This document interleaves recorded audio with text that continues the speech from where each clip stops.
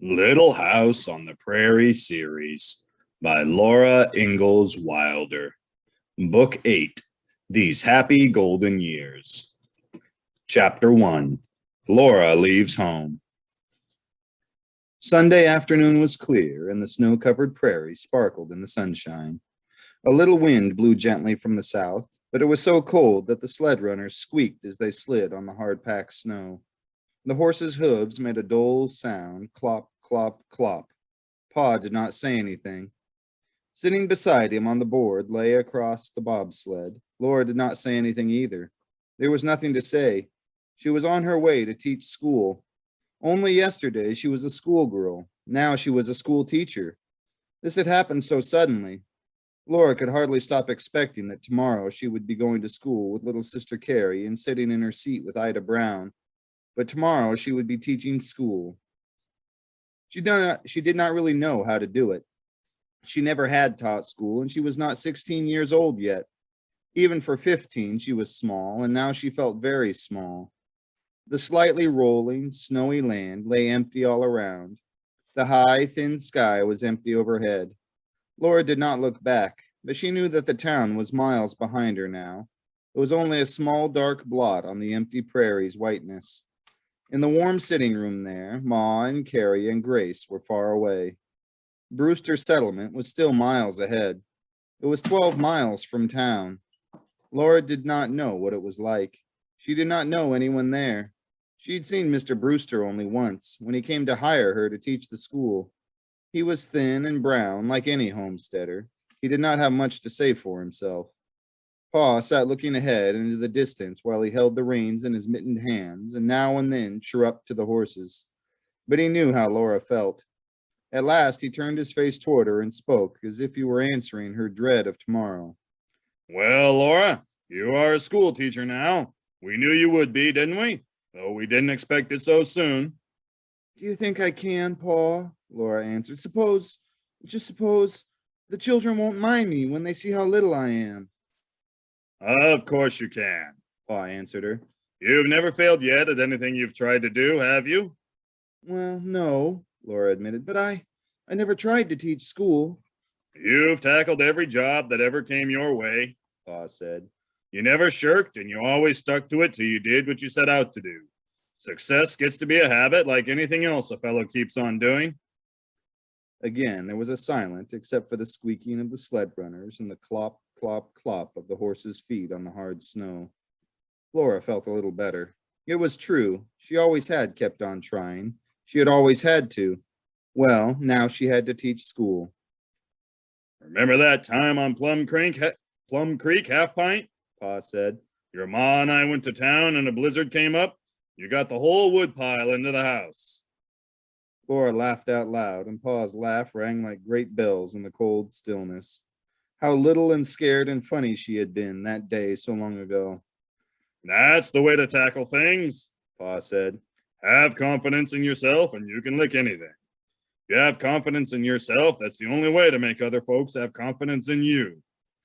He paused and then said, One thing you must guard against.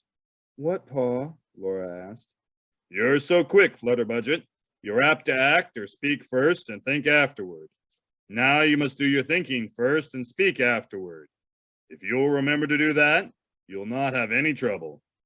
I will, Pa, Laura said earnestly. It was really too cold to talk. Snug enough under the heavy blankets and quilts, they went on silently toward the south. The cold wind blew against their faces. A faint trace of sled runners stretched onward before them. There was nothing else to see but the endless, low white land and the huge, pale sky and the horses' blue shadows blotting the sparkle from the snow. The wind kept Laura's thick black woolen veil rippling before her eyes. Her breath was frozen in a patch of frost in the veil that kept snapping cold and damp against her mouth and nose.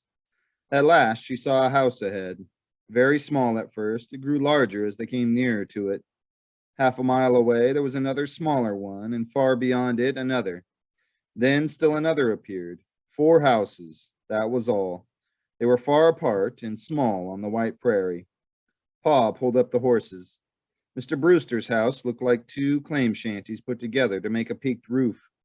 Its tar paper roof was bare, and melted snow had run into big icicles that hung from the eaves in blobby columns larger around than Laura's arms. They looked like huge, jagged teeth. Some bit into the snow, and some were broken off. The broken chunks of ice lay frozen into the dirty snow around the door, where dishwater had been thrown. There was no curtain at the window, but smoke blew from the stovepipe that was anchored to the roof with wires. Mr. Brewster opened the door. A child was squalling in the house, and he spoke loudly to be heard. "Come in, Ingalls. Come in and warm yourself." "Thank you," Pa replied, "but it's a long 12 miles home, and I better be going." Laura slid out from under the blankets quickly, not to let the cold in. Pa handed her Ma's satchel that held her change of underclothes, her other dress, and her school books. "Good day, Pa." Or goodbye, Pa, she said. "Goodbye, Laura." His blue eyes smiled encouragement to her. But 12 miles was too far to drive often. She would not see him again for 2 months. She went quickly into the house. Coming from the bright sunshine, she could not see anything for a moment. Mr. Brewster said, "This is Mrs. Brewster, and Lib, here's the teacher." A sullen-looking woman stood by the stove, stirring something in a frying pan. A little boy was hanging onto her skirts and crying. His face was dirty, and his nose needed a handkerchief. "Good afternoon, Mrs. Brewster," Laura said as cheerfully as she possibly could. "Just go in the other room and take off your wraps," Mrs. Brewster said. "Hang them behind the curtain where the sofa is." She turned her back on Laura and went on stirring the gravy in the pan. Laura did not know what to think. She could not have done anything to offend Mrs. Brewster. She went into the other room. The partition stood under the peak of the roof and divided the house into 2 equal parts. On either side of the partition, the rafters and the tar paper roof sloped down to low walls. The board walls were well battened down, every crack. They were not finished inside. The bare studding stood against them. This was like Pa's house on the claim, but it was smaller and had no ceiling overhead. The other room was very cold, of course. It had one window looking out an empty prairie covered with snow. Against the wall under the window was the sofa, a boughten sofa with a curved wooden back and one end curved up. A bed was made up on the sofa. Brown calico curtains hung against the wall at each side of it, on a string that ran across above the window so they could be pulled together and hide the sofa. Opposite it, a bed stood against the wall, and at the foot of the bed there was just space enough for a bureau and a trunk. Laura hung her coat and muffler and veil and hood on nails behind the calico curtain, and set Ma's satchel on the floor under them. She stood shivering in the cold, not wanting to go into the warm room where Mrs. Brewster was, but she had to, so she did. Mr. Brewster sat by the stove, holding the little boy on his knee. Mrs. Brewster was scraping the gravy into a bowl. The table was set, with plates and knives carelessly askew on a smudged white cloth. The cloth was crooked on the table. "May I help you, Mrs. Brewster?" Laura asked bravely. Mrs. Brewster did not answer. She dumped potatoes angrily into a dish and thumped it on the table. The clock on the wall whirred, getting ready to strike, and Laura saw that the time was 5 minutes to 4. "Nowadays, breakfast is so late, we eat only 2 meals a day," Mr. Brewster explained. "Whose fault is it, I'd like to know?" Mrs. Brewster blazed out. "As if I didn't do enough, slaving from morning to night in this." Mr. Brewster raised his voice. "I only meant the days are so short." "Then say what you mean." Mrs. Brewster slammed the high chair to the table, snatched the little boy, and sat him in it hard. "Dinner's ready," Mr. Brewster said to Laura. She sat down in the vacant place. Mr. Brewster passed her the potatoes and salt pork and gravy. The food was good, but Mrs. Brewster's silence was so unpleasant that Laura could hardly swallow. "Is the schoolhouse far from here?" she tried to ask cheerfully. Mr. Brewster said, "Half-mile across lots. It's a claim shanty. The fellow that homesteaded that quarter section couldn't stick it out. He gave up and went back east." Then he too was silent. The little boy fretted, trying to reach everything on the table. Suddenly he flung his tin plate of food on the floor. Mrs. Brewster slapped his hands and he screamed. He went on screaming and kicking the table leg. At last the meal was over. Mr. Brewster took the milk pail from its nail on the wall and went to the stable. Mrs. Brewster set the little boy on the floor, and gradually he stopped crying, while Laura helped to clear the table.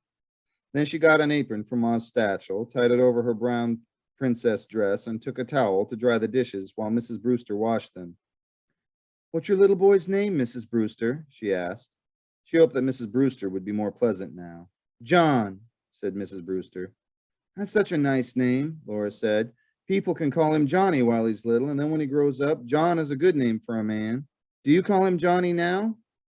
Mrs. Brewster did not answer. The silence grew more and more dreadful. Laura felt her face grow burning hot. She went on wiping the dishes blindly. When they were done, Mrs. Brewster threw out the dishwater and hung the pan on its nail. She sat in the rocking chair and rocked idly while Johnny crawled under the stove and dragged the cat out by its tail. The cat scratched him and he bawled. Mrs. Brewster went on rocking. Laura did not dare to interfere. Johnny screamed, Mrs. Brewster sullenly rocked, and Laura sat in the straight chair by the table and looked out at the prairie. The road went straight across the snow and far away, out of sight. 12 miles away was home.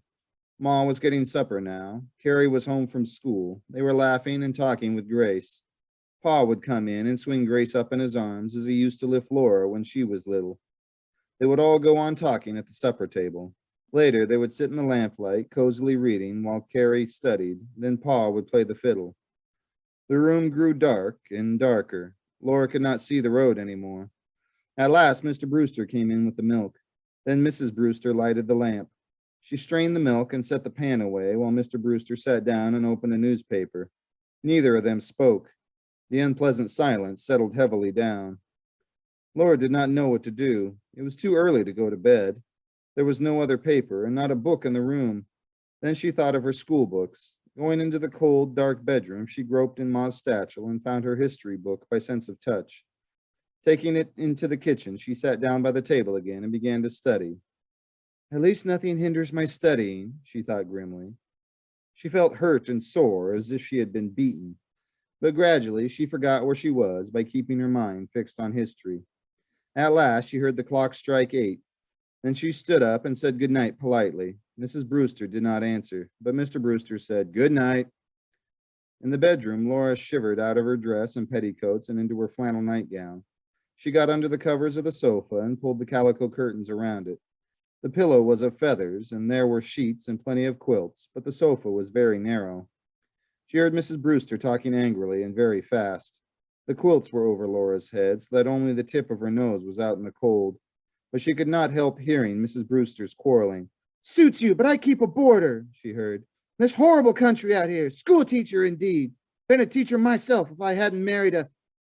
Laura thought, she doesn't want to board the teacher, that is all. She'd be as cross as anybody else. She did her best not to hear any more and to go to sleep. But all night in her sleep, she was careful not to fall off the narrow sofa, and she was dreading tomorrow when she must begin to teach school.